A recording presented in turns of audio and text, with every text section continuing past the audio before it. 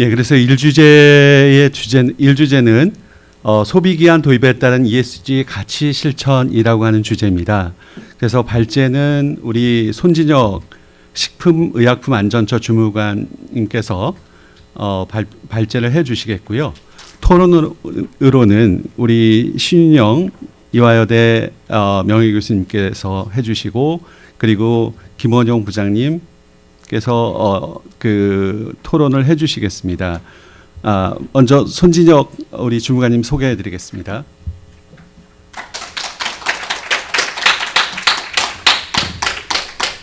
예, 그리고 토론에 우리 신윤영 교수님이십니다. 또 토론을 하실 우리 김원용 부장님을 소개해드리겠습니다. 네, 방금 소개받은 식약처 식품표시광고정책과의 손진혁 주무관입니다. 이거 사실 다른 분들 다 마스크 안 쓰고 계신데 이거 제가 소비기한 홍보하려고 쓰고 있는 겁니다. 벗고 진행하도록 하겠습니다. 원래 저희 과장님께서 오셔야 되는데 저희 과가 이게 현안이 막 여기저기 발생을 해서 그동안 사실 과장님들 여러 분 바뀌셨고 저기 연구관님도 바뀌셨지만 저만 안 바뀌었습니다. 그래서 제가 저희 과장님 대신해서 왔습니다.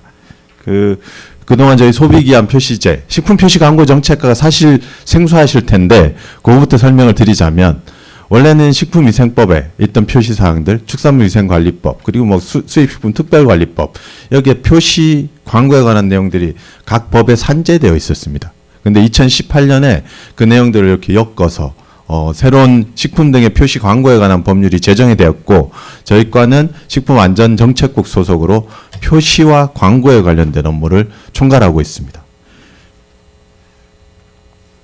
발표 순서는 소비기한 사실 여기 뭐 다른 교수님들 또 인문계 쪽에서 오신 분들은 약간 생소하실 수도 있어서 내용 설명하고 그동안 법령이 어떻게 개정됐는지 추진 경과 그리고 저희가 그와 관련해서 우리 처에서 하고 있는 추진 사항들 이런 것들 공유하도록 하겠습니다.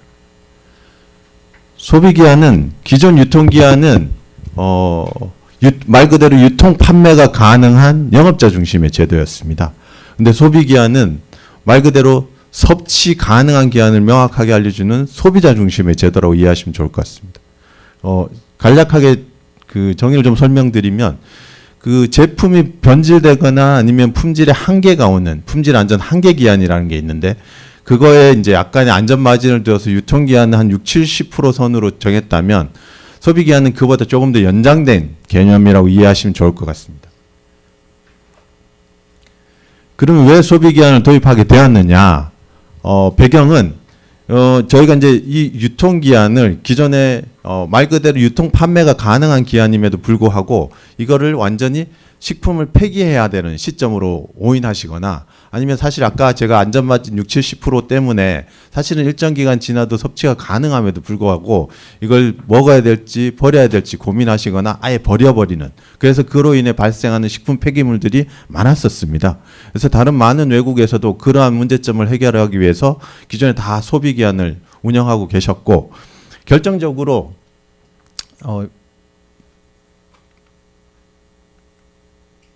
죄송합니다. 결정적으로 그 코덱스에 국제식품규격위원회에서 유통기한의 정의가 아까 말한 그런 사유들 때문에 아예 정의가 삭제되었습니다. 그래서 이제 저희도 다른 그런 약간 소비자 오인 혼동 그리고 식품 폐기물 감소 그리고 국제적인 추세를 반영해서 이번에 본격적으로 시행하게 되었고 여기서 설명이 조금 제가 넘어갔는데 이게 이 소비기한 표시제로의 변경이 올해 최근에 있었던 건 아닙니다. 2010년 초반에 2010년, 2011년도 그때 음식물 쓰레기 줄이기 캠페인과 연계해서 한국소비자원에서 그와 관련된 자료도 공개하시고 그런 일련의 과정들이 한번 시도가 되었었습니다. 근데 그 당시에는 그 냉장 유통 환경이 약간 미덥지 못하다. 그리고 그런 우려들 때문에 그때는 이제 다시 법안 발의까지는 이어지지 못했는데요. 그 당시 이제 소비자원에서 제출하셨던 자료들 이런 것들이 이제 과도하게 좀 길어진 자료들이 한 10년 동안 계속 소비 기한에 대해서 소비자들 오히려 더 오인 혼동의 여지가 있었던 측면이 있고, 그게 이제 좀 안타까운 게 저희 처에서 발행한 자료가 아님에도 불구하고 소비자원 자료가 마치 식약처에서 이제 만든 자료인 양 이렇게 됐던 것들도 사실 문제들이 있었습니다. 그래서 이제 여러모로 이제 저희는 그 코덱스에서 규격이 이제 유통기한 정의가 사라진 뒤로 이제 여러 가지 그 법안을 제정하기 위한 도입 준비를 하고 있었습니다. 뭐 연구 사업 통해 가지고 식품 일자 표시 개선 방안 연구도 하고 여러 학계, 산업계, 소비자 단체 전문가 의견 수렴도 하고 또 여러 가지 세미나나 심포지엄도 열어서 의견 수렴을 가졌고, 또 저희 오늘 저희 포럼을 주최해 주신 그 식품안전정보원 통해서 비용 편익 분석도 하고 또 여러 가지 뭐 실태 조사들 그리고 뭐 그런 진행들이 있었습니다. 그와 관련해서 2020년 5월에 저희 강병헌 의원실에서 기존의 유통기한 표시제를 삭제하고 소비기한으로 변경하는 발의안을 내셨고, 그 이후에 이제 여러 가지 국회에서 심의 이런 내용들이 있었는데 거기서 약간 이제 반대 의견이 있으셨습니다. 낙농 유업계 쪽에서 이게 아무래도 이제 기한이 연장되는 개념이다 보니, 그리고 현재 냉장 유통 환경 실태가 여전히 미덥지 못하다는 이제 그런 이유들, 그리고 그 당시 2025년이 되면 우유 같은 경우는 FTA 때문에 관세가 제로가 됩니다. 그래서 만약에 기한이 조금 더 연장된 수입산 우유가 들어와서 국내 산업 우유랑 경쟁을 하면 우리가 굉장히 불리하다 이런 우려들이 있으셔서 소비기한 도입은 좀 시기상조다라고 반대 의견이 강하게 있으셔서 그 당시 이제 그러면 뭐 국회에서도 마찬가지고 그럼 그렇게 저쪽 산업계에서 우려하는 냉장 실태 조사를 보강하고 뭐 여러 가지 또 사회적인 갈등이 있으니 의견 수렴을 해서 저희가 2021년 8월에 법안이 개정되었습니다. 그래서 그 당시 이제 사회적인 반대하신 낙농 유업계와의 합의점은 그렇다면 저희가 이제 그쪽 우유류 제품 같은 경우는 충분히 준비할 시간을 두시고 나중에 시행하시는 걸로. 전체적으로 우유 산업이 식품 산업에서 차지하는 매출액 비율이 5% 이내입니다. 우리가 식품 전반으로 봤을 때는 이 조언들을 빨리 시행해야 되는데 소량의 다른 산업 때문에 좀 더뎌지는 것은 맞지 않으니 충분한 준비 기간을 드리고 하는 거를 여기 이제 법령 개정에 담았습니다. 그래서 저희가 이제 ESG 학회다 보니까 저희가 아까 식품 폐기물 감소에 관련해서 조금 더 강조하려고 저희가 편익 분석한 내용을 조금 더 강조를 드리려고 합니다. 이 유통기한 시행하다가 소비기한으로 바뀌면 아무래도 소비자들이 조금 더 식품 폐기물이 줄어들고 이런 기대 심리를 저희 비용 편익 분석한 결과 소비자는 연간 8,860억 원 그리고 뭐 산업계는 260억 원 해서 총 연간 거의 뭐 900억 원 가까이 편익이 생기는데 이게 이제 제도가 한번 바뀌면 단회성으로 끝나는 게 아니라 계속 지속적으로 생기니까 10년간 저희가 편익을 감안하면 거의 7조 5천억 원 가량의 편익이 발생할 걸로 기대하고 있습니다. 그리고 그간에 이건 뭐 환경부에서 조금 13년에 제시하신 자료인데요. 식품 폐기물 감소하면 당연히 온실가스 저희가 탄소 중립 실현에 이바지할 수 있을 거다를 기대하고 있습니다. 저희가 법률 개정했고 그 이후에 그럼 식약처에서는 여러 가지 이제 추진 방안들을 추진했습니다. 기본적으로 이제 법률만 바뀌었기 때문에 그 하위 법령들, 시행령, 시행규칙 관련된 고시들 쉽게 말씀드리면 유통기한이 1985년도에 도입을 했고 거의 38년 동안 유지되다가 유통기한이 아예 폐지됐습니다. 그러면 우리 법뿐만 아니라 그와 관련된 여러 법들에 있는 유통기한의 정의가 아예 다 삭제되는 결과가 일어납니다. 그래서 그와 관련된 유사한 법들, 아예 식약처와 관련 없는 저쪽 관세청에서 운영하는 법들, 농림축산식품부에서 운영하는 법률들, 그에 관련된 식품의 유통기한은 다 소비기한으로 바뀌었다고 이해하시면 좋고요. 그래서 아까 낙농유업계에서 반대하시는 유예기간 중 품목은 시행령에서 이제 총리령으로 정하는 품목인데 그거는 우유류로 딱 한정했습니다. 우유류라고 하면 식품공단에서 정하는 식품용 우유와 환원유입니다. 그 중에서도 냉장 보관 제품, 달리 말하면 멸균한 실온 제품은 바로 올해부터 시행인 거죠. 그러니까 그래서 최소한 유형만, 그러니까 쉽게 말하면 그냥 흰우유만입니다. 가공유들은 아니고 흰우유들만 2031년에 충분한 기간을 들여서 시행하는 걸로, 그리고 그와 관련된 고시들 다 개정하고, 그리고 이 소비기한 도입 추진 중에 가장 우려하셨던 부분들이 그런 부분이었습니다. 소비자 단체도 그렇고, 아까 말씀드린 낙농유 업계도 그렇고, 국회도 그렇고, 소비기한이 조금 더 연장되면 그러면 그 보관 방법에 따른 철저한 준수가 가장 선행되어야 된다는 게 다 마찬가지 공감이시고 우려 사항이셨습니다. 그래서 이제 저희 처에서 할 수 있는 여러 가지 방안들을 마련해서 시행했습니다. 그리고 유통 소비 단계별로 냉장 냉동식품 어떻게 취급할 건지 그에 대한 표준 가이드를 마련해서 제시를 드리고, 그리고 지자체와 협력해서 저희 그 온도 취약 그 시점에 봄, 여름철에 여러 가지 온도 관리 집중 점검하고, 그리고 이제 세 번째는 저희가 식품기준과하고 소비자 단체하고 협업해서 그 개방형 냉장고의 문달기 사업을 시행하고 있습니다. 이게 문달기 사업이란 이게 원래는 소비자들이 제품 편하게 고르라고 이제 오픈형 냉장고를 사용하고 있는데, 그에 따른 저희 그 자원 낭비라든지 아니면 온도 조절이 그 전에도 많이 이제 문제 제기가 있었거든요. 그래서 이거를 자율적으로, 의무로 하기는 어렵고 자율적으로 하는 거를 저희 여러 마트들하고 지금 협약을 맺어서 추진을 하고 있는 상황입니다. 그런 것도 했고, 그리고 이제 새로운 제도가 도입되다 보니 제조업체들, 즉 산업계에서 이제 이런 것들 우려를 하시기 때문에, 그러면 이제 소비기한 설정하실 때 저희 처에서 어떤 걸 지원해 드릴 수 있을지 고민을 하고, 그래서 소비기한 설정 실험 가이드라인을 했고, 이제 두 번째가 더 파격적인 게, 사실 원래 소비기한이나 유통기한도 마찬가지인데 그건 영업자가 자신의 제품의 특성을 반영해서 영업자 책임하에 자율적으로 설정하시는 겁니다.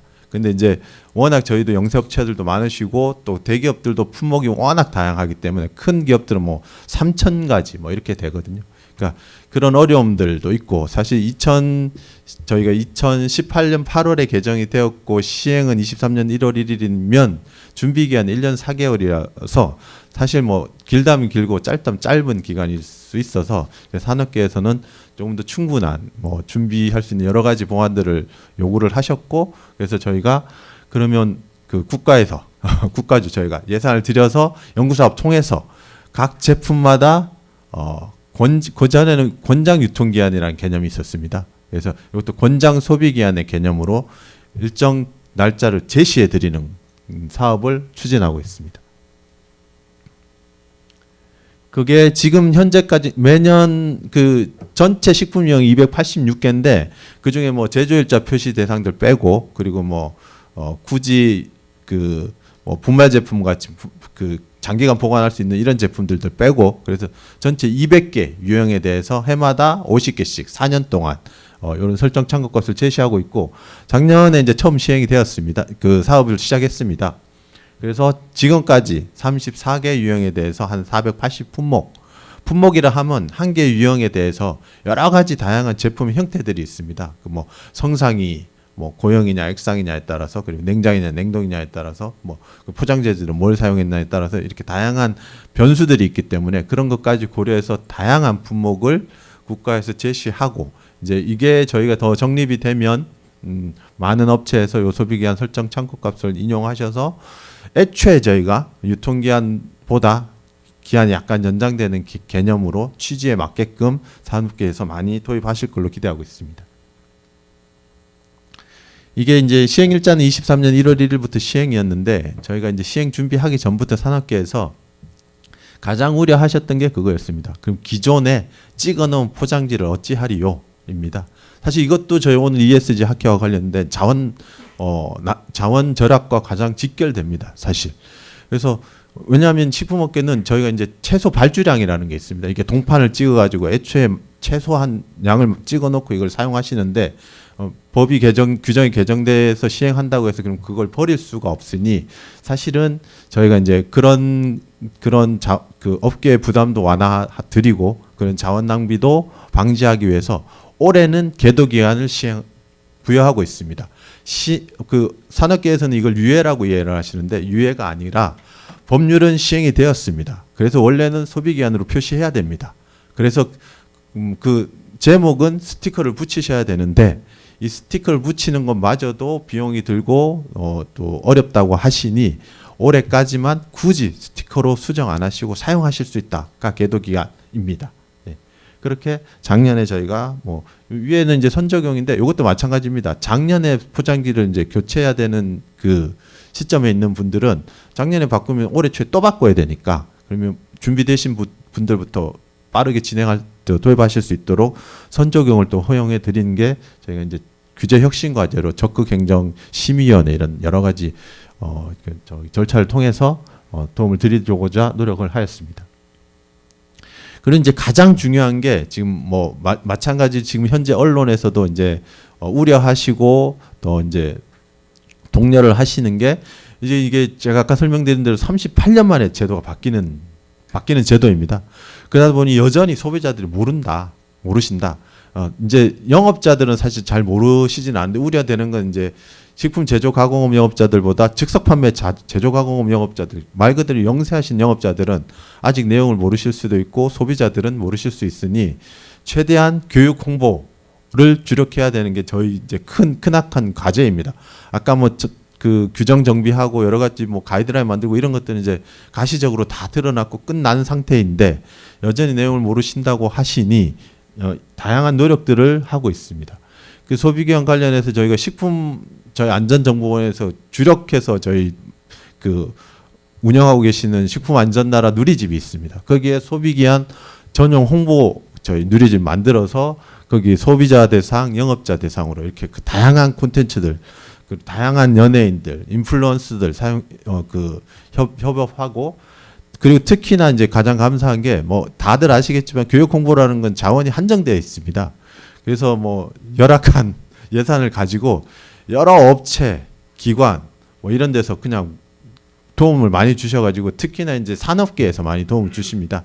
제조업체에서는 본인들 제품 광고하는데 자막을 넣어주신다거나 그리고 뭐 큰 대형마트들에서는 음원들, 영상들 이런 거 수시로 노출시켜서 소비자들이 알게 모르게 소비 기한을 아실 수 있도록 노력하고 있고 저희는 뭐 기관장님부터 해서 기획기사니 보도자료니 이런 것들 그리고 뭐 최근에 저희 뭐 배구 대회에서 저는 액션 보드 이용해 가지고 뭐 소비 기한 홍보도 하고 어쨌든 다양한 형태로 노력을 하고 있고 앞으로도 계속 노력해야 되는 게 저희 절체절명의 숙제입니다. 예. 그리고 이거는 제가 이때까지 경과를 말씀드렸는데 사실 이제 그 경과와 관련해서 올해 계속 더 이제 이런 안정적인 정착을 위해서 추진하는 내용들입니다. 사실 요 내용들은 거의 비슷한 내용들이어서 설명을 생략하고 최하단에 보시면 특히 이제 식품산업협회에서 또 도움을 주셔서 영업자들께서 이제 이걸 어떻게 뭐 준비하시고 또 설정하고 이럴 때 이제 도움을 드릴 수 있도록 저희가 전문 상담센터도 운영하고 있습니다. 그리고 요 안정적으로 운영하기 위해서 저희가 운영협의체도 있고 또 TF팀도 운영하고 있습니다. 운영협의체는 산업계, 소비자단체 그리고 학계에서 다 거의 2, 3개월에 정기적으로 한 번씩 저희가 협의회를 갖고 있고 가장 결정적으로는 아까 말씀드린 그런 교육 홍보할 때 소비자 단체들, 공의들 다 협력해서 이런 여러 가지 홍보들을 하고 있습니다. 그리고 최근에 이제 올해 시행을 했고 계도 기간은 드렸으나 그러면 이제 올해 계속 이제 바뀌는 중인 겁니다. 그래서 저희 처에서는 수시로 이제 어느 정도 소비 기한으로 포장지가 바뀌었는지 아니면 우리가 취지에 맞게끔 연장하고 있는 실험들을 하고 계신지 이런 것들을 수시로 이제 실태 조사를 하고 있습니다. 투트랙으로 진행하는데 380개소는 저희가 이제 제조업체가 거의 3만 2천 개 업소가 되는데 전수조사하기는 어려우니 저희가 이제 통계적 표본을 뽑아서 그 매출액 단위별로 청화분석법을 통해서 조사를 하고 있고 사실 이것도 시간이 굉장히 많이 걸립니다. 380개 업소에 대해서 일일이 지금 어느 정도 뭐 평소에 100개 만드시는데 이번 달에는 몇 개로 바꾸셨습니까? 앞으로 언제 바꾸십니까? 이런 조사를 하는 게 쉽지 않아서 매출액 상위 그룹인 30개사 사실 식품업계가 거의 90%가 1억 원 미만의 영세업체들이 더 많으십니다. 반대로 큰 대기업 업체가 매출액의 거의 이 30개사가 저희 식품 전체 매출액의 30%를 차지하십니다. 정확히는 뭐 32.5%인가 그런데 요 업체에서 이제 바뀐 게 최대한 우리 소비자들한테 조금 더 직접적으로 교체된 걸 이해하실 수 있겠다라는 차원에서 30개사 조사를 하고 있고 지금 제가 여기 담지는 않았으나 지금 현재까지 한 42% 진행을 하고 있고 6월달 상반기 내에 65% 바꾸는 걸 목표로 하고 있습니다. 사실은 이제 계도기간 올해 연말까지니까 올해 연말 되면 다 바꿔야 됩니다. 100% 바꿔야 되는데 수시로 이제 저희가 계속 독려 드리고 조금 더 빨리 정착될 수 있도록 소비자들께서 더 체감하실 수 있도록 노력하고 있습니다. 그리고 관련돼서 기준을 조금 설명드리면 아까 유통기한이라는 명칭이 소비기한으로 바뀌었으니까 기존의 유통기한 표시 대상은 다 공이 소비기한 표시 대상이 됩니다. 그렇게 이해하시면 되고 표시 방법도 동일합니다. 이게 표시 방법이 저희가 세 가지가 있는데 그 만료기한을 딱 정확하게 언제까지 이렇게 얘기를 하거나 아니면 제조일로부터 몇 개월 그럼 제조일은 당연히 있어야 되겠죠. 그리고 이게 3번 때문에 이제 또 오해가 많으신데 저희가 정보 표시면에 이런 날짜를 표기하기 어려우시면 그 날짜가 있는 위치를 뭐 후면 상단 표시까지 이렇게 대행할 수 있는 왜냐하면 그 제조업체에서 프린트의 여건에 따라서 날짜를 정보 표시면에 다다닥 프린트하기 어렵습니다. 그런 산업계 현실을 감안해서 이런 표기 방법도 취하고 있습니다. 그리고 뭐 세트 포장 제품들은 기준입니다. 뭐 다양한 제품들을 세트로 구성한 경우에는 가장 짧은 걸 표시해라. 그리고 스티커 처리는 이제 공이 아까도 말씀드렸듯이 저희가 자원 낭비 방지를 위해서 경미한 표시 사항에 대해서는 수정이 가능합니다. 스티커로. 근데 이제 날짜에 관한해서는 숫자를 수정하는 건 안 되고 명칭, 유통 두 글자 대신 소비로 스티커를 붙여서 수정 가능하실 때 그건 이제 내년부터 가능하신 겁니다. 계도 기한 끝나니까. 그리고 이 병행 표시 부분이 참 말이 많았었는데요. 지금도 언론이나 저희가 뭐 기획 기사나 아니면 관련된 보도 자료가 나오면 밑에 댓글에 소비자들 분들께서 여전히 그런 댓글이 나옵니다. 왜 멀쩡한 유통기한 없애고 소비기한을 바꿨냐? 둘 다 표시하지. 이런 이제 의견이 많으신데 그건 이제 조금만 설명을 드리면 이해가 가실 게 기본적으로 그렇게 두 개를 다 표시하는 나라는 어디에도 없고 국제적으로 그렇게 하지 않습니다. 그 이유는 오히려 날짜가 두 개면 더 혼란스럽다는 게 주 이유입니다. 그리고 산업계에서도 반대를 하시는 게 이게 아까 말씀드렸듯이 이게 그런 두 줄짜리 프린트하는 것조차도 투자로 이어집니다. 그런 설비가 있어야 되고 그런 설비가 되면 그거에 대한 다 부담은 다 소비자로 전가가 되고 그래서 소비자 단체에서도 다 반대하시고 사실 병행 표시는 적절하지 않은 방법인데 여전히 이제 그런 내용들이 있어서 첨언을 드리는 겁니다. 수입식품은 굉장히 간단합니다. 수입식품은 그 나라에서 표시된 그 날짜를 우리나라에서 그거 소비기한으로 표시하라고 해당하는 식품 유형이면 그 날짜를 그대로 표시하시면 됩니다. 그리고 뭐 행정처분이나 이런 것도 기존에 마찬가지고요. 그리고 이제 가장 중요한 게 아까도 거듭 강조드렸지만 소비기한 이제 연장되는 기념이다 보니까 그 보관 방법, 냉장온도, 실온온도, 상온온도 소비자뿐만 아니라 제조에서부터 최종 소비자까지 그 온도를 철저하게 준수하는 게 가장 관건입니다. 그래서 이제 뭐 토론에도 좀 나올 것 같은데요. 그리고 소비자 단체에서도 가장 우려하시는 내용이고 이런 거에 대한 관리를 어떻게 철저히 할 거냐가 가장 이제 저희도 그 중점적으로 정책을 펴야 되는 내용 중에 하나입니다. 그리고 이제 공이 아까 말씀드렸듯이 뭐 시행일 전에 만들어 놓은 거 시행은 됐는데 계도 기간 줬으니까 유통기한으로 되어 있는 것 그리고 미리 바꾼 것들 그럼 그 기간들이 만료되는 것들은 뭐 진짜 긴 것들은 막 10년짜리도 있고 전투식량 이런 것들 10년도 있고 짧은 것들은 1년, 2년이어도 그럼 향후 몇 년간은 소비기한 제품과 유통기한 제품이 혼재되어 판매될 수밖에 없는 상황입니다. 그래서 이제 소비자들께서 혼란스러우시기 때문에 그 날짜를 확인하시고 보관 방법 철저히 준수하시고 이런 것들을 저희가 거듭 강조드리고 있습니다.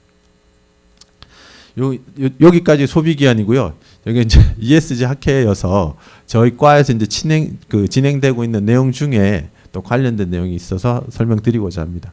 사실 아까 소비 기한 바꾸면서 그 산업계에서는 그 포장지에 대한 우려가 가장 많으셨는데 그거는 그 비단 이 소비 기한뿐만 아니라 표시에 관한 규정이 바뀔 때마다 기존 포장지에 대한 폐기의 우려가 많으셔서 그 전에도 그런 그 요구사항이 많으셨는데 그 중요한 표시사항은 이제 종이 그 포장지에다가 활자로 표시를 하고 나머지 좀 마이너한 것들은 QR이나 바코드 이런 그 다른 코드를 이용해서 표시하는 방안을 고민하고 있습니다.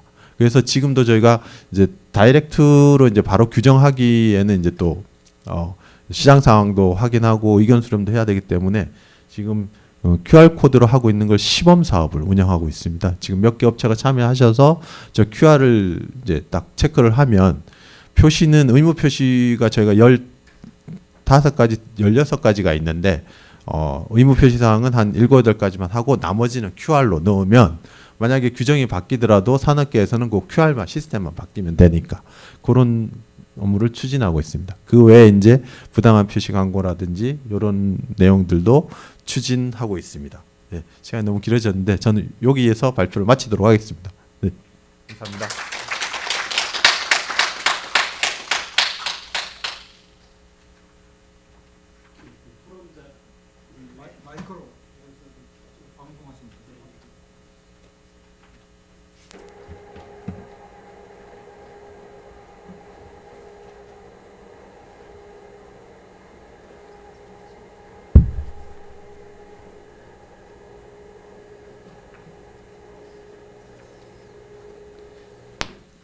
예, 토론 순서는 그 원래 나와 있던 순서대로 그렇게 진행하도록 하겠습니다.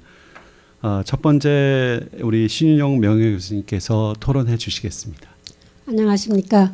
오늘 이 발제를 듣고 소비기한 표시라는 부분에 대해서는 그 법령 바꾼 거에 대해서는 전혀 이의가 없지만 저는 조금 근본적으로 이 식품을 우리가 특히 ESG 관점에서 우리가 이제 식품을 소비를 할 때 왜 소비하냐 하면 우리는 무병장수하는 게 목표예요. 사실은 ESG 중에 하나잖아요. 살더라도 병이 없이 건강하게 내 발로 걷고 내 의사대로 하다 수병이 다해서 그냥 세상을 떠날 수 있는 그런 그 목표로 식품을 소비한다는 생각으로 한번 고민을 해봤습니다. 그럴 때 우리가 지금 소비기한을 유통기한을 두고 소비기한을 둔다고 해서 어떤 식품의 쓰레기가 줄어든다든가 이랬으면도 좋겠지만 실제로 전체적으로는 좀 줄을 수가 있겠어요. 왜냐하면 유통 과정에서 유통할 수 있는 기간이 길어지고 그렇지만은 어떤 면에서는 사람의 그 소비에 대한 태도가 변하지 않는 한은 그러니까 내가 하나의 소비자로 어떤 그 식품을 소비할 때 얼마만큼 먹을 건지 내가 무슨 음식을 해서 먹을 건지를 먼저 정하고 그러고 나서 거기에 적절하게 식품을 소비를 해서 건강하게 사용을 하고 쓰레기 남기지 않고 이런 태도의 변화가 좀 앞서야 되지 않느냐 근본적으로. 왜 그러냐면 음식이라는 건 저는 약대에서 약을 개발하고 약을 잘 개발하려면 독성이 없어야 되고 뭐 어떻게 하면 병을 발생하지 않게 해야 되고 이런 부분을 공부를 하다 보니 식품위생을 많이 공부를 했습니다. 왜 그러냐면 약보다도 우리가 음식물은 항상 먹고 많이 먹고 자주 먹고 또 내가 좋아하는 거는 더 자주 먹고 그러니까 그 식품 안에 들어있는 거는 내 몸에 미치는 영향이 상당히 크다고 봐서 그럴 때 이제 어떤 계획된 소비를 하는 거가 굉장히 중요할 것 같다. 그거는 우리가 이 소비에 대한 나의 태도, 나의 마음가짐 이거를 바꾸는 그거를 좀 다시 한번 생각해 보는 게 굉장히 중요하다고 생각이 들고 그 유통기간과 소비기간을 길게 해서 우리가 미국처럼 큰 나라에서 캘리포니아에서 뭐 과일을 키워가지고 어디 시카고나 뉴욕까지 운송해야 되고 그런 나라가 아니다 보면 좀 더 가까운 거리에서 만들어진 식재료나 아니면 식품을 각각 가까운 거리에서 소비하는 게 에너지 소비, 그러니까는 ESG라는 관점에서 소위 우리가 로컬 푸드라는 거 그런 것도 있지만은 식품은 만들어지고 난 다음에는 영양가는 손해예요, 계속. 그러니까 내가 학생들한테 강의할 때 이거 자식 키우는 거나 똑같다. 자식을 낳아서 키우면 계속 들어가는 거, 자식 교육비, 뭐 나의 에너지, 열정 다 들어가지만 나한테 돌아오는 건 없듯이 음식물도 아예 돌아오는 거 없다고 생각해야지 행복합니다. 예, 그냥 잘 자라는 것이 나의 행복이다. 그러니까 식품도 음식도 만들어 놓은 그 순간에 영양가도 좋지만 어떤 부패나 이런 게 가장 안 일어나서 그러니까 오래 보관하는 게 좋다. 이런 개념을 조금 그거는 잘못된 저는 메시지라고 생각합니다. 그래서 될 수 있으면 사람들한테 냉동고 반만 채우고 그러니까 냉장고 냉동고 반 이상 채우지 마라. 왜냐면 그거 옛날에 뭐 2달 전에 보니까 무슨 제 친구가 멸치를 6개월도 넘게 보관했다. 그러니까 그런 거 별로 좋은 거 아니니 이렇게 우리가 생활의 어떤 소비하는 그 나의 태도 이런 거에 대해서 좀 고민을 하고 그러다 보면 이제 이 식품을 소비를 할 때 쓰레기를 이제 안 남기고 먹는 방법. 왜냐면 적게 딱 먹을 만큼 만들고 그다음에 덜 버리고 그러는데 요즘 이제 단체 급식 또는 직장에서 식당에서 단체 음식을 먹게 하고 이럴 때는 조금 큰 회사 같으면 전 조직적으로 어떻게 개인적으로 안 남기는 거를 좀 확인할 수 있을까 이런 생각을 해봤습니다. 뭔가 뭐 아까 이제 그 유통의 그 니어필드 커뮤니케이션 같은 어떤 그 전자 태그 같은 거를 이용을 해서 얼마나 먹는지 체크할 수 있는 뭐 그런 것도 저는 생각을 해봤습니다. 그냥 개인적으로. 그래서 소비기한 측정하는 거 환영하고요. 예시 중 저거 할 때는. 그러나 건강을 생각한다면은 제 기억으로 그 소비자단체에서 소비기간을 주장할 때 지표를 아마 일반 세균수만 봤던 것 같아요. 그러니까는 식품을 만들어 놓고 일반 세균이 얼마나 증가하지 않으니까 이렇게. 근데 일반 세균 이상으로 중요한 거는 화학물 그 식품 안에 화학물질의 변화가 일어나는지 그런 부분 보셔야 됩니다. 물론 이제 산소 때문에 과산화물 생성이라든가 뭐 카본일가 이런 건 다 볼 걸로 저는 예측을 하고 생각을 하고 있습니다만 그거 말고도 올해 이렇게 특히 여러 가지의 복합식품 같은 것들은 그 안에서 어떤 재료들의 또 재료 안에 있는 것들도 화학물질이잖아요. 영양소도 화학물질이고 그런 거에 대한 상호작용 이런 거를 조금 고민을 하면 좋지 않을까 그렇게 생각을 하게 됐고 또 하나는 제가 이제 조금 이 그러니까는 식품이 못난이 식품들 있잖아요. 캐나다에서 보니까 이렇게 상품 가치가 떨어진 그런 그 식품들을 재료를 가지고 업사이클링 같은 거 해서 혹시 다음에 단백질 식품 만드시는 교수님께서 그런 걸 참고하시는지 그러다 보면은 거기에 이제 글루텐 없고 당도 없이 단백질 제품을 만든다 뭐 그런 스타트업 회사도 있고 하나 어제 우리 폐기물 협회 회장님 그 발표하셨는데 이 식품 쓰레기로 그 바이오가스 포집 장치 이제 토론토시에서는 아예 하려고 지금 생산을 짓고 그러고 있더라고요. 근데 전에 아주 한참 전에 제가 중앙 그 환경분쟁조정위원회를 할 때 그 음식물 쓰레기를 가지고 그러니까 어떤 비료나 이런 거를 만드는 회사 있는 부분에서 악취에 대한 분쟁이 굉장히 많이 들어왔습니다. 그러니까 우리가 그 축산도 그렇고 굉장히 악취가 심한데 최근에 미국 EPA에서 그 레몬이라든가 이런 식품에서 추출한 악취 제거 물질이 EPA 인증도 받고, 과거에는 악취를 제거하려면 다른 향을 입히거나 그랬는데 이 화학 물질은 이제 실제로 악취 물질을 결합을 해서 떨구는 그런 그 악취 제거제도 있고 그러기 때문에 혹시 음식물 쓰레기를 조금 더 탭이나 이런 걸로 그 좀 재활용할 수 있는 방법도 있지 않을까, 그런 걸 생각을 해봤습니다. 그다음에는 이제 그런 그 양조장, 캐나다에서 양조장에서 나온 그 찌꺼기 가지고 빵도 만들고 그래서 거의 그 상당 30여 개가 넘는 종류의 빵을 만들어 팔고 그런 그 업사이클링도 가능하다는 말씀을 한번 들어보고 싶습니다. 여기 소비 기한하고는 크게 상관은 없지만, 그리고 이제 소비 기한 아까 표시, 식품 표시 제가 이거 가져왔어요. 이거는 어떤 표시예요? 아무것도 없이 제가 사 먹은 맛있는 요구르트인데 날짜만 쓰여 있어요. 이거는 어차피 유통기간이든 소비기간이든 상관이 없는 거죠.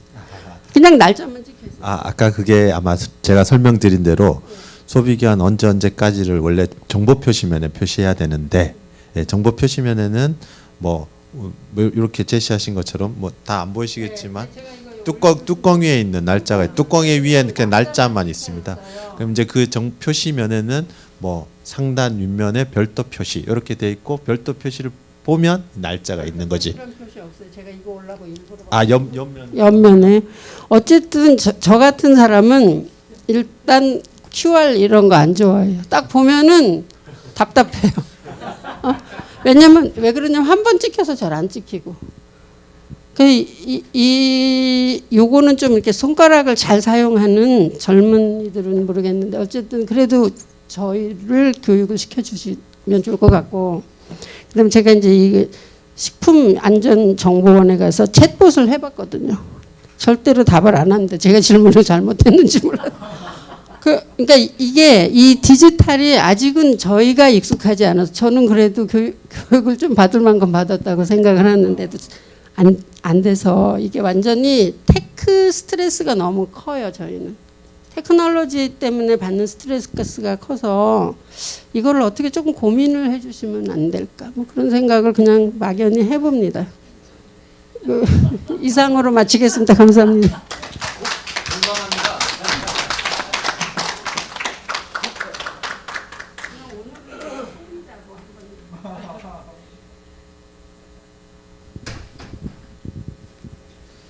예. 이어서 해주십시오. 예, 이어서 토론을 진행하도록 하겠습니다. 예. 아까 소개받은 식품안전정보원 법규제연구부 김원용입니다. 예. 예, 저는 이 소비기한 도입의 필요성과 그 효과에 대해서 굉장히 디테일하게 말씀을 드리려고 하는데, 신 교수님께서 기존의 유통기한 제도도 좋다, 그리고 음식을 오래 보관하는 것보다는 빨리 해서 먹는 게 이제 안전 차원에서 좋다라고 또 해주시고, 저희가 이제 계속 엄청 빠르게 변화하는 사회에서, 그리고 그 중에서 이제 K 트렌드들은 제일 더 빨리 변하기 때문에 그런 부분에서 이렇게 계속 뭐 QR 코드라든가 새로운 이제 테크놀로지가 이제 가미된 여러 가지 이제 제도들이 도입을 하다 보니까 우리나라 이제 최고의 학력을 갖고 계신 교수님께서도 이렇게 적응하는데 조금 시간이 걸리실 수 있다. 그래서 소비자를 대표하셔가지고 그런 부분도 좀 약간 시니어층을 이제 배려할 수 있는 그러한 어떤 제도적인 제도들도 같이 이렇게 강구되는 것이 필요하다라고 좀 좋은 말씀해 주신 것 같습니다. 예, 제가 준비한 부분을 좀 말씀드리겠습니다. 아까 그 주무관님이 발표를 이제 잘 해주셨는데요. 뭐 서두에서도 말씀해 주셨지만 지금 전 세계적으로 보면 뭐 여러 이제 표시 제도들이 지금 혼용이 좀 사용이 되고 있습니다. 그 중에서 뭐 소비 기한이 대표적인 것이고, 또 뭐 포장 일자라든가 제조 일자, 그 다음에 뭐 상미 기한이라고 일본에서 하는 품질 유지 기한, 이런 제도들을 주로 이제 다 사용이 되고 있는데요. 이런 이제 소비 기한 제도가 이제 도입되기 전에 우리나라 도입되기 전에 이미 이제 다른 주요한 국가들, OECD 국가들은 이미 소비기한 제도를 활용을 좀 하고 있습니다. 그래서 이렇게 저희 나라도 이제 이런 소비기한 제도로 제도를 도입해서 운영하는 것이 어떻게 보면 글로벌 스탠다드에 이제 합류를 하는 것이고, 그런 부분에서 여러 가지 뭐 경제성이라든가 무역 부분에서도 좀 이점이 있는 부분이 있고, 아까도 말씀하셨지만 또 식품 폐기물을 감소하는 측면에서도 기여하는 바가 크다, 이렇게 이제 좀 말씀을 드릴 수가 있을 것 같습니다. 그리고 이제 아까 주무관님이 이제 경제적, 저희가 이제 소비기한의 도입에 따른 식품 폐기물을 이제 절약함으로 발생하는 경제적 효과, 편익에 대해서 이제 얘기를 해주셨는데요. 그거에 대해서 이제 그 과제를 이제 저희가 이제 저희 정보원에서 이제 수행한 과제다 보니까 조금 부연해서 설명을 조금 드리도록 하겠습니다. 그래서 저희가 분석을 했을 때가 연간 한 9,200억, 그다음에 그걸 이제 10년 정도 하면은 약 7,300억 정도 나오는 그런 값인데요. 이제 소비자 측면에서 봤을 때 이런 겁니다. 저희가 이제 1년에 가게에서 소비하는 식료품 지출 금액이 약 59조 정도 됩니다. 59조 정도 되는데요. 그거를 59조 정도 되는데 이제 저희가 이제 물어봤어요. 소비자들한테 물어봤더니 대부분 저희가 이제 식료품을 구입을 해서 이제 냉장고에 대부분 들어가죠. 그랬을 때 한 10%에서 15% 정도는 결국 이제 아까 말씀해 주셨다시피 오래 보관하다가 이제 버리게 되는 제품이 되는 거죠. 그래서 그런 게 이제 15%나 10% 정도는 항상 이제 손실이 이제 발생하는 거죠. 식품 폐기물로서. 그래서 저희는 그러면은 만약 이렇게 지금 아까 주무관님 잘 설명해 주셨는데, 이 유통기간에서 소비기한으로 변했을 때 약간의 늘어나는 기간 동안에 설명을 소비자들한테 해드리고, 그러면 유통기한의 소비기한으로 바뀌었을 때 그러면 지금 현재 이제 식품 폐기 비율을 줄일 수가 있을 것인지, 반대로 얘기하면 섭취 비율을 조금 더 늘리실 수 있을지라고 물어봤어요.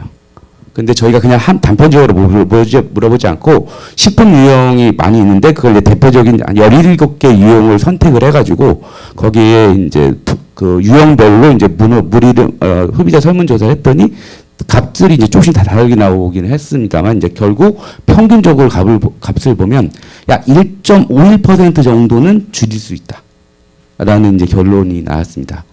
그래서 요걸 저희가 이제 아이디어를 가지고, 그러면 저희가 연간 59조 정도를 식료품 지출비로 사용을 하는데, 그 중에서 만약에 소비기한으로 변경했을 때 그만큼 섭취를 늘리거나 아니 식료품에 버리는 비율을 줄인다고 했을 때 그 비율 1.51%를 곱하게 되면 그 금액이 연간 약 이제 8,900억 정도가 된다고 저희가 이제 계산을 한 거고요. 그걸 이제 아까 주무관님도 말씀하셨지만 이 제도가 계속된다고 봤을 때 저희는 보통 이제 10년치 합계 금액을 저희가 사용을 하다 보니까 그걸 이제 사회적 이자 할인율을 감안을 해서 계산했을 때 약 7조 3천억 정도가 나오는 것으로 하고, 또 이제 소비자 측면을 해봤을 때 이제 업체에도 이제 문의를 좀 했습니다. 업체에도 저희가 설문을 했습니다. 그래서 업체 입장에서 어떤 편익이 있겠냐 생각을 했더니 결국은 반품률 또는 폐기율을 줄일 수가 있다라고 이제 판단이 돼서 그렇게 이제 설문을 했을 때 업체에서는 조금 약간 부정적인 시각이 좀 있으세요. 그래서 소비기한을 변경해도 그렇게 뭐 반품률이 크진 않을 거다라는 시각이 있는데, 그래서 이제 저희가 이제 여러 업체들과 모니터링하고 설문조사를 한 결과 0.04% 정도는 그래도 줄일 수 있다. 근데 저희가 이제 소비기한을 쓰고 아까도 이제 품질 유지 기간 또 제조일자 쓰는 그런 이제 식품들이 있는데요. 그 중에서 소비기한이 적용되는 업체만을 대상으로 해가지고 저희가 이제 전체 매출을 봤더니 한 60조 정도가 됩니다. 그 업체가 이제 60조 정도 되는데 60조 정도에서 0.04% 정도를 줄일 수 있다고 보면 그 금액이 연간 한 260억 정도 돼서 그 260억 정도를 이제 줄일 수 있는 업체 측에서의 이제 발생하는 편익이라고 볼 수가 있고요. 요걸 이제 10년치로 하면 한 2천억 정도가 되는 것으로 이렇게 이제 분석이 돼서 그 부분에 대해서 좀 소상히 좀 말씀드렸고요. 결국 저희는 이제 소비 기한이 이제 어떤 국제적 트렌드다라고도 말씀드렸는데 결국 이 소비 기한 제도가 잘 연착륙하기 위해서는 아까 이제 주무관님도 얘기해 주셨지만 결국은 냉장 제품이 얼만큼 잘 이 소비 기한에서도 잘 준수되고 그 제도화에서 잘 정착을 할 수 있느냐. 그래서 대표적으로 이제 우유류, 그중 냉장 보관되어 있는 우유류에 대해서 이제 8년간 유예 기간을 주셨다고 했는데요. 결국 이 제일 민감한 유제품, 왜 이제 그 유제품에 대해서 유예 기간을 이제 줬는지도 말씀을 주셨는데 결국은 이게 지금 현재의 적정 냉장 온도 체제에서 유지가 안 되기 때문에 즉 콜드 체인 시스템이 우리가 완벽하게 아직까지는 적응이 되지 않았기 때문에 이제 유예 기간을 사실 주면서 제도적 정착이 되도록 한 건데요. 결국 그렇다면 8년 후에 이러한 냉장 제품, 유제품 우유류들이 그러면 동일하게 소비기한 제도를 했을 때 여러 가지 어떤 식품 안전 사고도 발생하지 않고 제대로 소비자들도 인식하면서 이 제도가 성공을 할 수 있느냐를 보게 된다면 과연 이 8년간의 기간이 그 준비하는 기간으로서 그렇게 이제 긴 기간은 아닐 수도 있다라는 생각이 들고요. 그러기 위해서는 이게 콜드체인 시스템이 잘 적응이 돼야 되는데 그럼 이 콜드체인 시스템이 그럼 현재 어떻게 되고 있느냐 보면 이 사실은 적정 온도를 유지해야 되는데요. 그러기 위해서 우리는 지금 냉장 제품에 대해서는 10도씨를 기준으로 하고 있습니다. 근데 뭐 일부 제품 그 샐러드류라든가 또 다른 어떤 신선식품 일부 같은 경우는 이제 5도씨로 되고 있는 경우가 있지만 그건 아주 예외적인 거고 대부분 이제 10도씨를 유지하고 있는데요. 이런 부분들이 사실은 콜드체인 시스템에서 더 적정하게 안전하게 보관되기 위해서는 5도씨로서 이 냉장 온도가 강화돼야 된다. 그런 부분이 이제 필요하다 보여지고요. 그래서 그런 부분에 대해서 식약처가 굉장히 많은 지금 시범 사업도 지금 운영을 하고 계시고 또 소비자 단체 연합회와 함께 이제 생생락이라고 해서 그 편의점이나 대형마트에 도어를 설치하는 쇼케이스에 도어를 설치하는 그런 캠페인도 아주 활발하게 하고 계십니다. 그래서 그런 부분들은 굉장히 고무적이라고 생각이 되고요. 또 이와 관련해서 이제 저희가 이제 저희 식품안전정보원에서 냉장 온도 강화 관련한 연구를 이제 지난번에 이제 수행한 게 있습니다. 그랬을 때 저희가 이제 10도에서 5도씨로 이제 냉장 온도를 강화하는 그런 이제 관련된 연구를 수행한 게 있는데요. 그랬을 때 이제 저희가 현재 대형 유통업체나 편의점에서 사용하고 있는 쇼케이스가 대략 문이 안 달리는 오픈형 쇼케이스가 한 50만 개 정도 됩니다. 그런 50만 개 정도의 이렇게 문을 달았을 때 그런 이제 문을 달게 되면 비용이 들어가지 않습니까? 그 초기 비용이 이제 들어갔을 때 결국 한 5천억 정도의 비용이 발생을 하거든요. 근데 5천억 정도 비용이 발생하는데 그 문을 달고 났을 때 어떤 효과가 있냐면 이게 적정 온도가 유지가 되고 또 그러면서 발생하는 편익이 전력 수요가 엄청나게 줄어듭니다. 그래서 만약에 이제 10도씨를 계속 현행 제도로 유지한다고 그랬을 때는 약 1,800억, 1,800억 정도가 1,500 정도가 발생을 하고요. 만약에 5도씨로 강화된 상태에서 이 도어를 설치했을 경우에는 약 2,200억 정도가 절약되는. 그래서 결국 저희가 아까 도어를 설치했을 때 비용이 5천억 정도 들어갔는데요. 그거를 5도씨 이하로 유지하는 제도를 시행해서 도어를 달았을 경우에는 한 2년 반 정도만 2.3년 정도만 하면은 그 투자 비용을 회수할 수 있을 만큼의 큰 편익이 발생한다.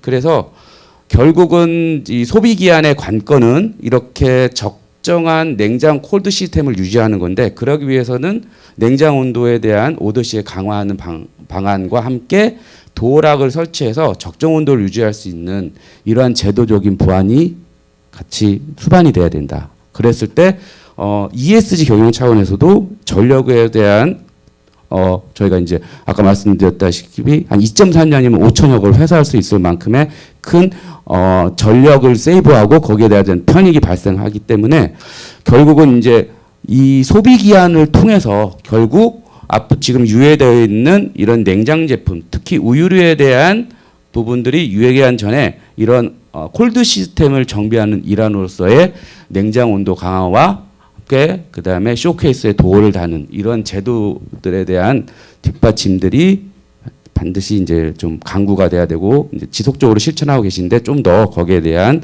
제도적인 서포트가 좀 있어야 된다라고 이제 판단이 됩니다. 그리고 질문을 하나만 좀 드리자면 아까 이제 슬라이드에서도 이게 이제 저희가 이제 결국 품질 유지 기간을 하는 제품하고 소비 기한을 사용하는 제품이 이제 구별이 되어 있는데요. 뭐 잘 아시다시피 이제 품질 유지 기한 같은 경우에는 이게 이제 어떤 제품들이냐면 주로 이제 저희들이 이제 오래 보관하는 제품들입니다. 뭐 잼류라든가 아니면 뭐 통조림이라든가 또 아니면 뭐 조미료 그런 유들. 근데 이런 것들은 이제 저희가 이제 주로 상온에서도 보관하는 제품들인데요. 이 제품들은 지금 품질 유지 기간만을 지금 그러니까 품질을 유지하는 기간만 명시를 하고 있거든요. 근데 이제 저희가 이제 소비 기한 제도가 이제 도입되면서 이런 품질 유예 기간이면서 또 소비 기한도 표시를 할 수 있도록 되어 있다 하도록 이제 제도들이 이제 개정이 됐는데요. 그러게 되면 이 품질 유지 기간을 유지하는 여러 가지 어떤 특성들이라든가 그러한 품질 유지 기간을 믿고 소비하는 소비자들 입장에서 보면 또 다른 또 약간의 혼동이 생길 수도 있지 않을까. 그래서 그런 부분에 대해서 뭐 처에서의 어떤 뭐 준비라든가 아니면 제가 이해하는 거와 좀 다르게 그거를 또 이제 소비 기한으로 같이 운용을 해도 별 문제가 없는 건지 이 부분에 대해서 이제 담당 주무관님께서 조금 말씀해 주시면은 감사하겠습니다. 예, 이상으로 그 토론을 사실은 시간을 제가 약간 조정을 하려고 했는데 뒤에 세션에서 토론이 한 분이어가지고 약간의 시간이 좀 있을 것 같아서요.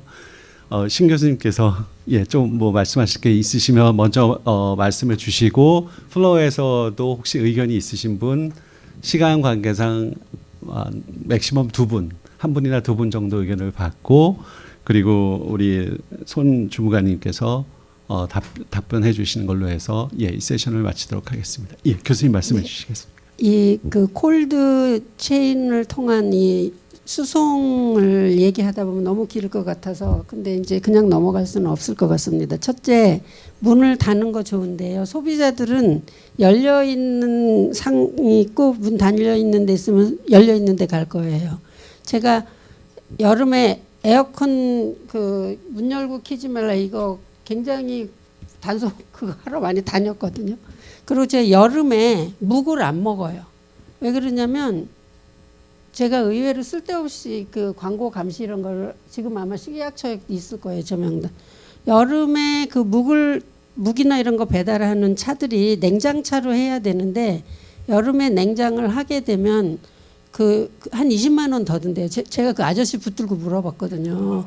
왜 여름에 두부 냉장에서 꺼내서 근데 냉장차인데 냉장을 안 켜고 다녀요. 그래서 여름에 묵을 안 먹어요. 그래서 믿을 수가 없어서. 실제로 이제 그게 왜 그러냐면 그분들은 이익이 남아야 되는데 그 저가 그러니까는 두부 이런 거가 고가 식품이 아니잖아요. 그랬을 때 이 실제로 유통하는 과정에 이렇게 온도를 정확하게 지키고 하는 것들을 어떻게 관리할 건지 우리가 템퍼레처 그 트래커라고 있어요. 저는 이제 약을 하다 보니까 약을 배송하는데 그런 게 다 달거든요. 그 저기 항체나 아니면은 백신이나 이런 거.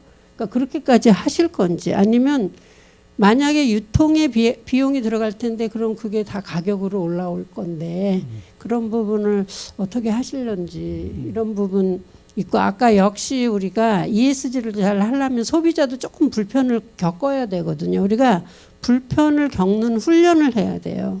그러니까 물건을 살 때 이 투명한 냉장고 열어서 꺼내는데 특히 젊은 사람들은 그런 거 싫어해요. 그냥 그러니까 그 저기 상업을 하시는 분들은 팔려야 되고 소비자가 선호하는 걸 하게 되고 솔직히 말씀드리면 식품법을 위반을 해도 그냥 위반 안 걸리면 그만이고 위반하면 다음에 뭐 이러고 넘어가고 이런 게 굉장히 그 조그만 그 식품업계에서는 팽배한 것 같아요. 제가 이제 이렇게 다니다 보면 저 쓸데없이 그런 거 다니거든요. 아무도 뭐라고 안 해도 그거는 정말 수십 년 했습니다. 제가. 그래서 오늘 여기 토론하겠다고 자청했어요. 회장님한테. 죄송합니다. 이상입니다. 그래서 그 부분. 예, 예. 사실은 우리 신용 교수님은 저희 집사람 은사이시거든요. 처음에는 제가 몰랐는데 집사람한테 많이 들었던 이름 같아서 나중에 보니까 예. 예, 예. 저희 집사람도 거기 있어요. 이대학대. 예, 예. 그래서 하여튼 너무 반갑고 좋은 말씀 감사합니다. 플로어에서 혹시 한두 분 혹시 의견이나 질문이나 있으시면 없으세요? 예, 그러면 없으신 것 같으세요. 우리 손 주무관님께서. 네, 뭐 더 궁금하신 거 없으십니까? 두 가지 말씀해 주셨는데 제가 아는 한도 내에서 말씀드리겠습니다.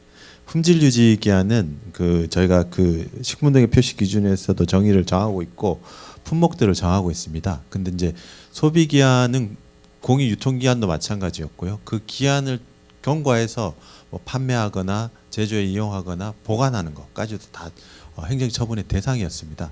근데 품질 유지 기한은 그 해당 기한까지 최상의 품질이 유지되는 기한이어서 이 기한을 뭐 오버했다고 해서 뭐 처분이 되거나 하진 않습니다. 그래서 아까 말씀하신 대로 뭐 말 그대로 장기간 보관해도 크게 이상 없는 제품들, 절임류, 장류, 뭐 조림류 이런 것들이 대상인데 사실 이제 그래서 품질 유지 기한으로 표시하셔도 되는데 판매 촉진을 위해서 아니면 본인들의 영업 관리를 위해서 굳이 소비 기한을 하시고자 하신다면 하셔도 된다입니다. 하셔도 되는데 다만 하시면 이제 처분 대상이 되시는 거예요. 그거는 선택하시는 겁니다. 그래서 품질 유지 기한 표시 대상 제품들은 공히 품질 유지 기한 또는 소비 기한으로 관리를 하고 있습니다.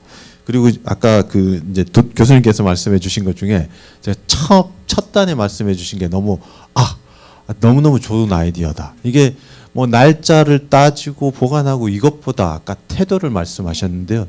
맞습니다. 이건 뭐 제도 아무리 좋은 제도 있어 봐야 냉장고에 계속 넣어놓고 안 드시고 버리면 아무 문제 없는 거가 제일 먼저입니다, 사실.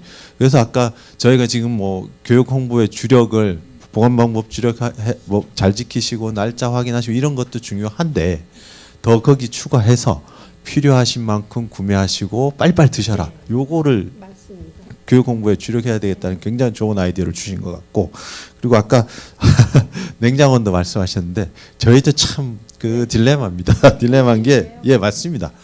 저희도 우려하는 바고 사실은 아까도 말씀드렸는데 이 식품 제조업이 큰 대기업들이 그 뭐 주도하고 계시지만 정말 영세하신 업체들도 많고 대기업들은 사실 그 타코메타라 해가지고 저희가 뭐 아까 의약품처럼 차량에 다 온도 관리 시스템도 있고 심지어 대형 유통 마트들은 전 그 유통 그 관리하시는 룸이나 장비나 이거를 중앙에서 제어하시는 장치를 하시는데 이제 정말 이제 그런 아까 뭐 영세하신 업체들은 말 그대로 계속 계도하고 단속하는 이제 저희 이제 국가에서 중앙 이렇게 뭐 그렇게 억압적으로 관리하는 것만이 능사는 아니다 보니까 계속 계도하고 말씀드리고 있고 사실은 뭐 그런 극소수의 업자들이 여전히 존재하는 게 현실이긴 하지만 그래도 과거에 비해서 굉장히 많이 발전하고 있고 의식도 많이 바뀌셨고 더 무서운 건 그 동종업계 영업자들이 눈을 뜨고 관리하는 게 아니라 소비자들이 더 무서우십니다. 요새는 더 크레임 신고 뭐 이런 것들도 워낙 강하시기 때문에 어쨌든 여러 가지 방안을 통해서 저희가 관리할 수 있도록 고민하고 또 노력하도록 하겠습니다. 예. 뭐 또 다른 뭐 추가로 저기 제 뒷분에 갑자기 또 질문이 생기셨네. 예, 그러면 딱 한 번만 받겠습니다. 시간 관계상. 예.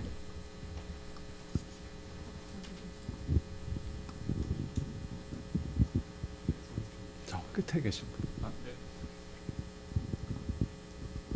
네, 오늘 발표 잘 들었습니다. 그냥 저는 다른 업종에 일하고 있어서 그냥 소비자 입장에서 궁금한 거 질문 2개만 드리고 싶습니다. 첫 번째는 그 지금 소비 기한으로 이렇게 바뀐 다음에 저는 궁금한 게 오늘 주제보다 조금 넓은 거라서 아마 얘기가 안 나온 것 같은데요. 그러면 식품 관련해서 순환 경제는 어떻게 돌아가고 있는지 폐기 단계에서 그거를 이제 바로 폐기물로 하는 것과 폐기 단계에서 사실은 딱 봤을 때 폐기하지 않아도 되는 수준인데 그러면은 사람이 섭취하지 않아도 다른 쪽에서 예를 들면 동물이나 다른 그런 중간 과정을 한번 넣는 부분이 논의가 되고 있는지 예를 들면은 식품이 사람이 섭취하지 않아도 예를 들면 뭐 극단적 예를 들어서 주변에 있는 뭐 고양이나 뭐 그런 줘도 되는 정도이면은 그것도 하나의 순환 경제로 할 수 있는 부분에 대한 컨소시엄이나 그런 연구들은 되고 있는지 네, 그래서 일단 전체적으로 폐기물 줄이자는 입장을 봤을 때 그런 부분들도 활용이 가능한지가 첫 번째 질문이고요. 두 번째는 냉장고 말씀하셨는데요. 그럼 냉장고 냉장고 그 문을 열지 않아도 전 소비자 입장에서 소비자가 점점 똑똑해질 수 있도록 하는 게 탄소 중립이나 ESG의 저는 실천 방안 중 하나라고 생각하는 게요. 제가 마트를 갔을 때 나는 굳이 문을 열지 않아도 그 냉장고 안에 정보들이 과연 어떤 게 있을까 궁금한 게 이 안에 어떻게 생겼고 한 몇 킬로그램 정도일까? 내가 사고자 하는 정보 그 뒤에 있는 정보가 굳이 내가 그걸 열지 않아도 그 뒤에 있는 게 프린트 돼서라도 딱 그 냉장고 문에 붙어 있다면 굳이 나는 열지 않고 에너지를 쓰지 않아도 되는 거에 나는 소비자로서 참여하고 있다라는 그런 긍지, 만족감, 그다음에 정확한 정보 그걸 주신다면 소비자들도 따라갈 수도 있고 같이 참여할 수도 있고 해서 여러 가지 좋은 시도 많이 해주셔서 너무 기쁘게 들었는데요. 그렇지만 또한 소비자들이 얼마든지 하지 않아도, 그러니까 저는 업체 입장과 소비자 입장과 굳이 문을 열지 않아도 에너지 쓰지 않아도 될 수 있는 그런 좀 더 다른 차원의 논의들이 좀 더 같이 되면 네, 좀 더 다 상생하지 않을까라고 해서 그런 부분에 또한 전문가님들의 고견도 듣고 싶습니다. 이상입니다. 예, 하나는 코멘트고 하나는 질문이어서요. 관련되신 분이 한 분이 예, 답변을 해주시면 뭐. 아까 제가 잠깐 토론토에서 다른 나라에서 하고 있기 때문에 아마 예. 다른 나라에서 하고 있기 때문에 아마 여기 우리도 제가 아는 지인 중에는 그냥 조그맣게 화장품 그러니까 그 못난이 과일이나 이런 식품으로 그 가치가 없는 그런 데서 어떤 자연 성분 향이나 풍미나 이런 거를 뽑아서 화장품 재료로 다른 거에 재료로 쓰는 그런 업이 있어서 그거는 이제 컴퍼니 투 컴퍼니 그러니까는 식품 그 재료를 사용을 해서 식재료를 만드는데 거기에 들어가지 못한 원재료에서 성분을 뽑아서 다른 회사로 보내는 그런 것들은 꽤 많이 하고 있고 한국에서는 이제 조금 이렇게 소금으로 특히 젊은 사람들이 그거 하는 것 같아요. 부업으로. 그래서 자기가 핸드 그런 걸로 올게닉하게 화장품 같은 것도 만들어보고 그런 게 있고 아까 말씀드렸지 맥주 공장에서 이제 맥주를 걸르고 나온 우리 옛날에 술찌김이라는 게 있어요. 그걸 가지고 빵이나 제빵 사업에 사용하기도 하고 사료도 만들고 그런 업은 굉장히 많이 하고 있습니다. 외국에서. 그리고 할 수도 있고 특히 우리나라 그 애완동물 협회 같은 데서는 굉장히 싫어할 거예요. 사람이 먹을 수도 없는 거를 우리 고양이를 멍멍이를 줄 수는 없다. 이렇게 안 되고요. 그러니까 그 가축 그러니까 퇴비 같은 거 그런 거를 만드는데 전에 보면은 제가 2006년 7년 그때 이 업을 하는데 악취가 너무 많아서 아까 그 말씀 드렸던 거예요. 근데 그 악취를 제거할 수 있는 친환경적으로 악취를 제거할 수 있는 그 물질이 악취 제거제가 이제 개발이 됐으니까 그런 업들도 활성화할 수 있을 것 같고 제가 알기로 그 악취 제거 물질이 우리나라에 들어와서 아스팔트 저기 공사하는데 그 물질을 써서 이제 악취가 없어가지고 주민들이 굉장히 편안했다. 그렇게 이제 우리나라에 들어와서 사용이 되고 있으니까 그게 아마도 활용 가치가 있을 거라고 저는 생각을 합니다. 저는 이제 산업하는 사람이 아니라 모르긴 하지만 제가 읽어보거나 아니면 중간에 그 또 회사 하는 사람들하고 이렇게 들어보면 그런 가능성은 충분히 있다고 생각을 합니다. 예. 예. 저희가 원래 20분까지인데 아직 시간이 있어서 한 분 더 그러면. 제가 어차피 다음 연잘에서 뭐 마이크 테스트 좀 하고 할 겸 제가 말씀을 좀 드리겠습니다. 예. 그 부분에 대해서는 음식물 쓰레기나 이런 것들은 자원 재활용을 뭐 사료로 하려고 노력도 좀 했었고 뭐 그러나 그게 균일화되어 있지 않아서 그거 사료로 사용할 수는 전혀 없는데 최근에 이제 유기 폐기물을 다시 활용하는 방안으로 FAO에서 곤충은 사실 곤충도 뭘 먹이긴 해야 되는데 그러니까 그 곤충을 음식물 쓰레기로 먹여서 그거를 다시 우리가 먹는 건 좀 곤란하고요. 그러니까 동물 사료의 원료의 일부로 대체하려는 노력은 하고 있으나 그건 우리나라에서 가능하지 않습니다. 이제 이것들을 음식물 쓰레기 처리를 한 거를 곤충을 키우는 시설이 집 주변에 있어야 되는데 뭐 냄새 많이 나고요. 뭐 모든 분들이 반대하실 겁니다. 그러니까 그렇지는 않고 조금 저개발 국가에서 적은 자본과 노동력을 가지고 활용할 수 있는 방안을 FAO에서 제시는 하고 있습니다. 예, 감사합니다. 더 이상 없으시죠? 저희가 시간 관리를 계속 저희가 하고 있었는데 정말 시간을 충분히 쓰고도 조금 시간이 남은 것 같습니다. 이로써 1세션을 마치고요. 저희가 10분 쉬고 15시 30분부터 2세션을 시작하도록 하겠습니다. 예, 감사합니다.